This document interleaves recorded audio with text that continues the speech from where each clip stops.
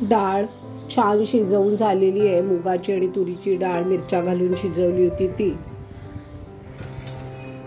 एक मूठभर पानं शेवग्याची मी काढून घेतलेली आहेत, सगळं साफ धुवून घेतली आहेत, सगळी देठं वगैरे पण काढली आहेत। आणि आमटी करता लागणारं साहित्य सांगते।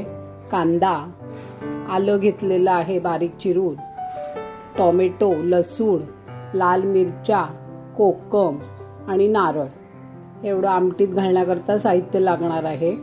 एकीकडे मी आमटी करता गरम पाणी करत ठेवलेलं आहे।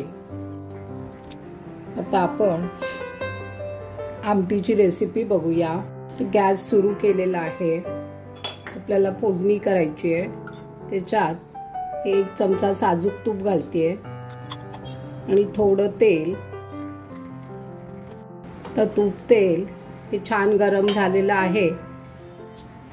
मोहरी, जिरं, कढीपत्त्याची पानं, हिंग, हळद,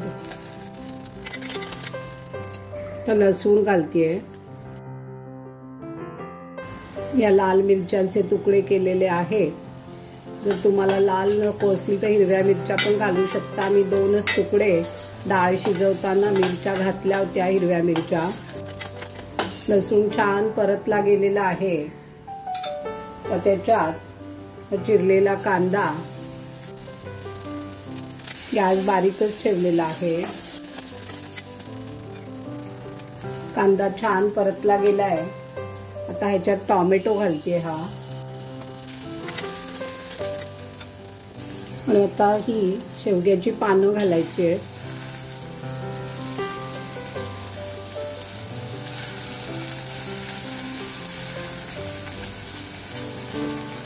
छान वाफवून घ्यायचे, थोडे परतवून घेते। त्याच्यात थोडं पाणी घालते मी वाफवण्याकरता, गरम पाणी केलेलं आहे। पानं छान वाफवून झालेली आहेत।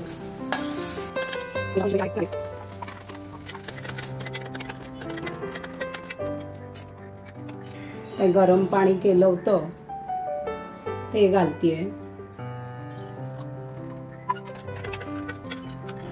त्याच्यात कोकम घालतेय, थोडासा चवीनुसार गूळ, कारण थोडंसं हे शेवग्याचं पान थोडंसं कोरडं, शेवग्याचं पान थोडंसं कडसर असतं, त्यामुळे थोडा गूळ, कोकम, ओला नारळ, मीठ, लाल तिखट आणि आता झाकण ठेवून 5 मिनिटं छान उकळून द्यायची आहे। तर बघूया, झाकण उघडून 5 मिनिटं झालेली आहेत। छान आमटी मस्त उकळी आहे, हे बघा।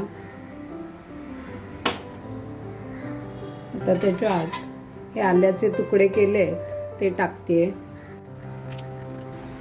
आणि अर्धा चमचा लिंबाचा रस।